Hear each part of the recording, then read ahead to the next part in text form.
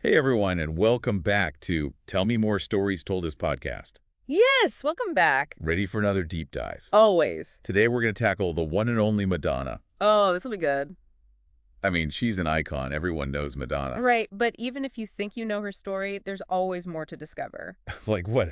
Give us a teaser. Well, let's just say her journey to the top wasn't exactly a straight line. Okay, now you've got me intrigued. Start from the beginning.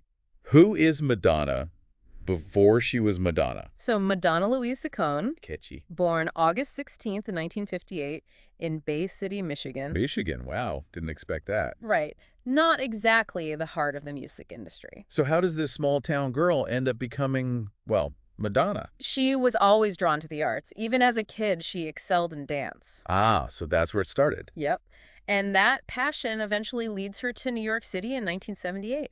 Gutsy move. New York in the 70s, that's a whole vibe. Oh, yeah. And this is where things get really interesting. Before the pop icon, before MTV. Wait, hold up. She's rocking out in bands. Madonna.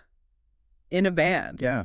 Not just singing backup either. She's playing Mhm. drums, guitar, even writing songs. Seriously. Bands like Breakfast Club, Emmy and the Emmys. Think about that for a second. Wow. So different from the image we all have of her. Right.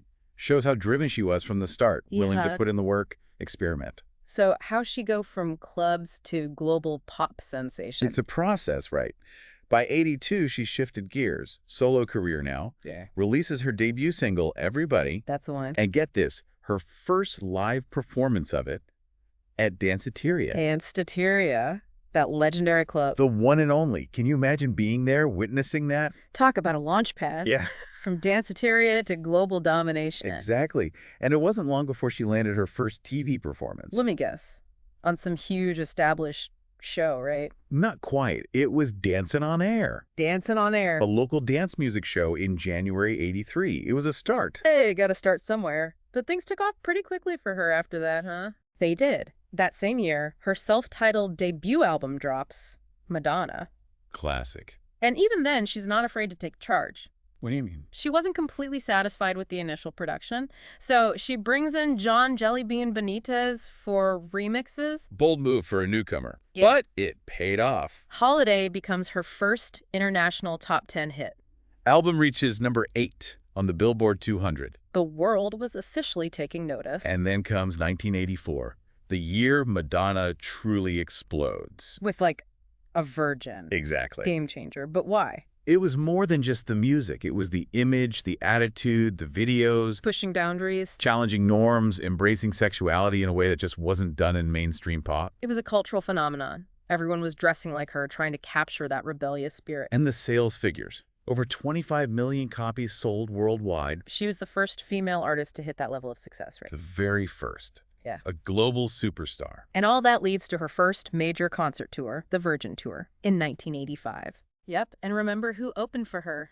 The Beastie Boys. Wow, what a lineup. Can you imagine being in that audience? The energy must have been electric. It cemented her status as a pop culture icon. Then in '86, she releases True Blue. More mature sound, but still that signature Madonna edge. But she doesn't stop there. Oh no, she tries her hand at acting in Shanghai Surprise. We won't dwell on that one. Let's just say she won a Golden Raspberry Award for her performance. But hey, everyone starts somewhere. Right, and it didn't slow her down one bit. 1987, the Who's That Girl film, another record-breaking tour. Right. She was unstoppable. One show near Paris drew over 130,000 people. Biggest female concert audience ever at the time. Yep. By the end of the 80s, she was crowned Artist of the Decade. Not by one, but by 3 major publications: MTV, Billboard, and Musician Magazine. That's impact. Her influence, talent, it was undeniable. What a decade. But of course, this is just the beginning. Oh yeah, there's so much more to come. If you're loving this deep dive into the life of Madonna, hit that subscribe button so you don't miss the rest of this incredible journey. We'll be right back with more on Tell Me More Stories Told as podcast. And we're back with more Madonna on Tell Me More. The 90s, a whole new era for her. She was already a huge star. What more was there to do? Oh, she was just getting started. 1990 kicks off with The Immaculate Collection, Her first greatest hits album. celebrating a decade of hits. But she didn't just rehash the old stuff. What does she do? Included 2 new tracks, Justify My Love and Rescue Me. Justify My Love, that video was something else. Groundbreaking for its time, exploring sexuality, BDSM themes. Yeah, it was banned from MTV. Which, of course, just made it more talked about. Typical Madonna, turning controversy into attention. She understood the power of media. Then in '91, we got Truth or Dare, that documentary. Following her on the Blonde Ambition World Tour. So raw, so unfiltered. No one had seen a pop star like that before. It showed the hard work, the dedication behind the scenes. And the drama, let's not forget the drama. And it also humanized her. We saw the vulnerabilities, not just the persona. Exactly, made her more relatable, even as she was pushing those boundaries. And then 92 hits. Things get really wild.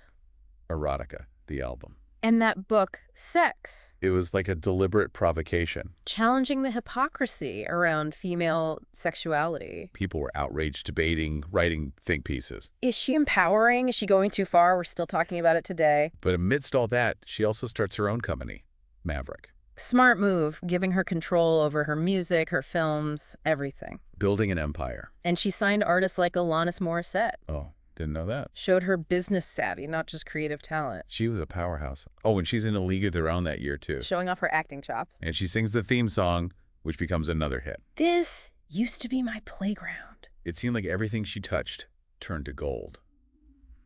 But then in '94, she switches gears again. Bedtime stories. A softer, more introspective album. Moving away from the in-your-face sexuality of erotica. But still, those classic Madonna hooks. Secret. Take a Bow. Huge hits. Take a Bow was #1 for 7 weeks. Wow. Her longest-running #1 to this day. Then in '95, more of that softer side with Something to Remember. A collection of ballads. Beautiful songs. Showcasing her vocal range, the emotion in her voice. And then 1996. He takes on a whole new challenge. Eva Perón in Evita. What a role. Demanding vocally, emotionally. But she nailed it. Critically acclaimed performance. And she wins a Golden Globe for Best Actress. Proving she's more than just a pop star. A serious artist, capable of anything. And that same year, she becomes a mother. Lourdes Lola Leon is born. A new chapter in her life. And you can hear that maturity, that introspection in her work from then on. So by the end of '96, Madonna is a mother, a Golden Globe winner, a global icon who has reinvented herself multiple times. The 90s were a wild ride. Creativity, controversy, personal growth. And she's not done yet. The 2000s are just around the corner. And we're back for the final chapter of our Madonna deep dive. Yay. The 2000s. Another decade, another chance for her to reinvent herself. She never disappoints. 1998, she releases Ray of Light. A turning point for sure. What made it so different? It's electronic, introspective, spiritual even. Yeah, I can hear that. It was a fusion of so many things, you know, her exploration of Kabbalah, her own personal growth. And the sound. So fresh, even today. Frozen, Ray of Light, The Power of Goodbye. Instantly recognizable. Critics loved it. 4 Grammy Awards, including Best Pop Vocal Album, Wow. a commercial and artistic triumph. And then in 2000, music. Even deeper into electronic dance music. Working with Mirwais Ahmadzai, that French producer. Gave the album a really cutting-edge sound. And it was her first #1 album in the U.S. in over a decade. She was back on top. But then, 2003, American Life. Things take a turn. Yeah, a political turn. It's not just about dancing anymore. She's talking about war, consumerism. The Iraq War had just started, remember? Right. And that title track video with the war imagery. Pulled from MTV and VH1. Controversial, to say the least. It was the first time Madonna censored herself. She didn't want to offend people, she said. A lot of people were divided about that decision. But it shows she wasn't just going with the flow. She had something to say. Even if it meant risking backlash. American Life was her lowest-selling album at the time. But it's aged incredibly well, don't you think? Absolutely. Still relevant today. Then she's back on tour, the Reinvention World Tour in 2004. Highest-grossing tour of the year. Music, dance, theatricality. She even incorporated those political messages. And then 2005, Confessions on a Dance Floor. Back to her dance pop roots. But with a more mature sound. Won a Grammy, topped the charts worldwide. She hadn't lost her touch. Amazing, isn't it? What's amazing? How she stayed relevant, kept innovating through the 2000s. She was always pushing boundaries, musically and in her personal life. Right. She adopted 4 children from Malawi. And founded Raising Malawi, that nonprofit supporting orphans. She's using her platform for good. And even after the Celebration tour was postponed because of her health. She came back stronger. ready to hit the stage again. Resilience, that's what I call it. She's faced so many challenges: criticism, controversy, personal loss. Losing two of her brothers, Anthony and Christopher. It's heartbreaking. But she keeps going, keeps creating, Madonna's story is one of reinvention. pushing boundaries, defying expectations. She's never been afraid to be herself, to speak her mind. What a legacy. Authenticity, I think that's a big part of it. And the willingness to evolve, to change. She is an icon, a true original. So what do you think? What's the biggest takeaway from all of this? I think it shows that anyone can reinvent themselves, embrace change, use their voice. Madonna's journey is inspiring. And on that note, we've reached the end of our deep dive. Thanks for joining us. And if you want to hear more stories like this, hit that subscribe button and join us for the next episode of Tell Me More Stories Told as a Podcast. See you next time.